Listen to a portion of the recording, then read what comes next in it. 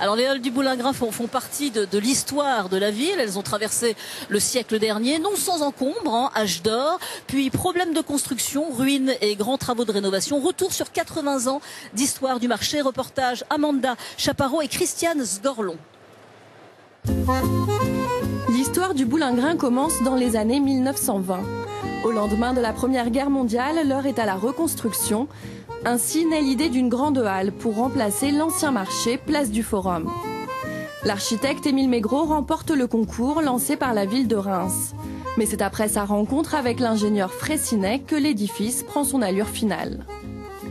Le projet est très moderne pour l'époque. Décor minimal, lignes dépouillées et surtout utilisation d'un nouveau matériau aux atouts remarquables, le béton armé. La voûte de 7 cm d'épaisseur, sans point porteur apparent, en fait une prouesse technique et architecturale. Le marché ouvre au public en 1929, lieu de bouche et de senteur, où se mélangent génération et couches sociales.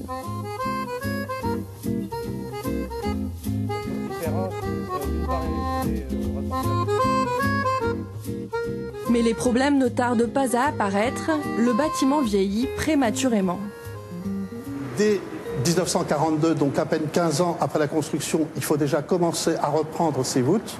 L'enrobage des fers est tout à fait insuffisant et très vite, les fers se trouvent mis à nu et la corrosion devient assez rapide.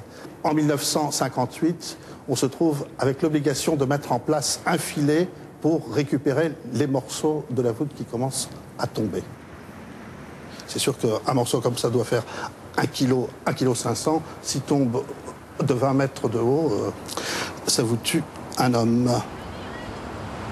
Les halles sont fermées au public en 1988 et données pour mortes. Faut-il les détruire? Un débat houleux agite la sphère politique. Jacques Lang, ministre de la Culture, y met fin en les classant monuments historiques en 1990. Des halles classées mais pas encore sauvées, pendant 20 ans, elles sont laissées à l'abandon sous le regard sévère des Rémois. Une vraie poubelle. Enfin, je suis désolée, je trouve ça très moche, très sale. Une cabane à lapin. Faut le détruire, ça n'a aucun intérêt. Comme décharge municipale, ce serait parfait. Ça me paraît vraiment vieillot, je crois qu'il faut faire quelque chose de moderne. Justement, une réflexion est entamée pour savoir ce que les halles vont devenir.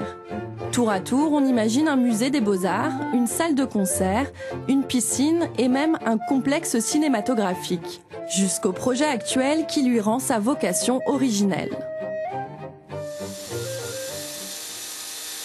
Les travaux débutent en novembre 2009. Tout est à refaire, voûtes, céramique, verrières et monuments classés oblige, il faut restaurer à l'identique.